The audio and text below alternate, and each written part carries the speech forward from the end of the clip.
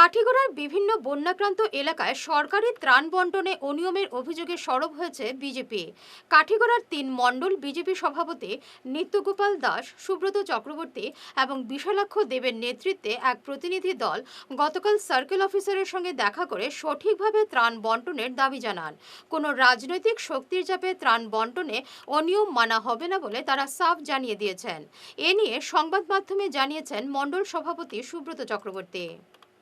গত কদিন থেকে সরকারি বৃষ্টিতে অনেক গ্রাম ইতিমধ্যে বন্যাক্রান্ত লোকেরা গৃহবন্দী অবস্থায় আছেন।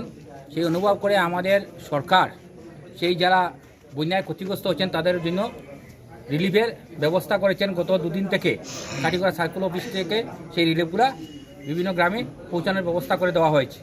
আমাদের ভারতীয় জনতা পার্টির আজকের কাঠিগড়া, কালাইন এবং পশ্চিম কাঠিগড়া মণ্ডলের সভাপতি সহ বিভিন্ন কার্যকর্তারা আজকে সার্কেল অফিসে এসে আমরা সেইগুলা অনুভব করেছি যে কোন গ্রামে কিভাবে রিলিফ যাচ্ছে এবং সেটা সঠিকভাবে পৌঁছছে কি না। আমাদের কাছে কিছুটা অভিযোগ রয়েছে যে আমাদের সরকার তরফ থেকে যেগুলা রিলিফ বন্টন করা হচ্ছে সেইগুলা অনেক গ্রামে সুষ্ঠুভাবে বন্টন হচ্ছে না। সেই অভিযোগ আমরা পেয়ে আমাদের সাধারণ মানুষের কাছ থেকে যারা বন্যায় ক্ষতিগ্রস্ত হয়েছে তাদের কাছ থেকে এসে আমরা সার্কেল অফিসের সঙ্গে আলোচনা করেছি এবং আমরা ওনার কাছে সেটা বলেছি যে আগামীতে যখনই কোনো রিলিফ বা এরকম যদি সরকারি সাহায্য আসে তখন সেগুলো যাতে আমাদের মণ্ডলে একটা কবি বন্টনের আগে পৌঁছানো হয়, কারণ সেটা সঠিকভাবে হচ্ছে কি না হচ্ছে। কারণ আমরা সেগুলো দেখতে হবে আমাদের দলের পক্ষ থেকে, যেহেতু আমাদের দলের সরকার, যে আমাদের গ্রামের মানুষ সরকার অনেক কাজ করছে কিন্তু অনেক ক্ষেত্রে অনেক সরকারি আমলাদের জন্য আমি বলবো 2-4 জন যারা সেটাকে বন্টন হচ্ছে না, যার জন্য আমাদের দলের বা আমাদের সরকারের বদনাম হচ্ছে। সেটা না হয় তার জন্য আজকে আমরা সার্কেল অফিসারের সঙ্গে আলোচনা করেছি।